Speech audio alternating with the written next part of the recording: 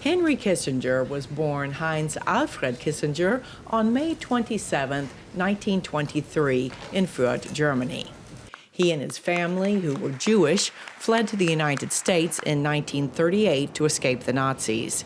He joined the U.S. Army during the Second World War and then studied at Harvard University and joined the faculty. When he came into office in 1969, then President Richard Nixon chose Kissinger as his national security advisor. He was later also named as Secretary of State, becoming the first person to hold both positions at once.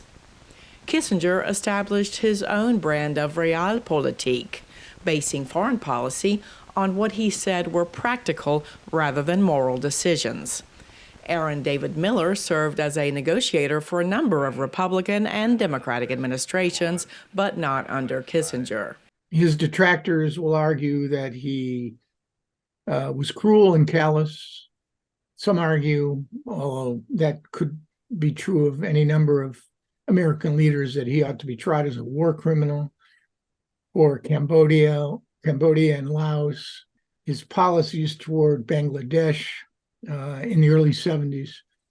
But the reality is that he also impacted diplomacy in ways that were quite extraordinary. Kissinger did not reveal the 1969 U.S. aerial bombings of Cambodia and Laos to Congress, which escalated the Vietnam War. But it was also Kissinger who met dozens of times with Le Duc Tho of North Vietnam to negotiate an end to the war, for which they were both awarded the Nobel Peace Prize in 1973. Le Duc Tho refused it.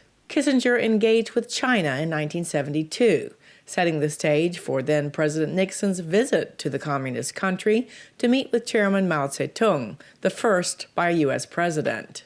This was counted as one of Kissinger's big triumphs, but Jared Hayes of the University of Massachusetts Lowell has a different view, saying Kissinger was a master at branding. He changed the conception of diplomacy through his practice of shuttle diplomacy. He made it high profile. He made it interesting. He made it, sexy, if you will. And so that cements him as a foreign policy brand. But if you peel back that brand, if you go beneath the surface, it's not a foreign policy track record. It's that has served the United States particularly well. Kissinger advised every American president since Nixon, up until President Joe Biden, who did not invite him to the Oval Office. His long-standing influence is unrivaled, history professor Michael Kimmage says. But he does not believe that Kissinger's philosophy of realpolitik, or purely interest-based policy divorced from values, has prevailed in American foreign policy. I think that he himself is very aware that the dominant strain of American foreign policy is what could be described as liberal internationalism or Wilsonianism associated with the President Woodrow Wilson, who established the League of Nations and fought the First World War under the phrase, make the world safe for democracy. This is really the dominant tradition of American foreign policy, and Kissinger is sort of an opponent of that. In that sense, I don't think he's in any respect won the argument. Kissinger triggered more controversy in 2022 when he appeared to say Ukraine should be prepared to make territorial concessions to end Russia's invasion. Cindy Sain, VOA News.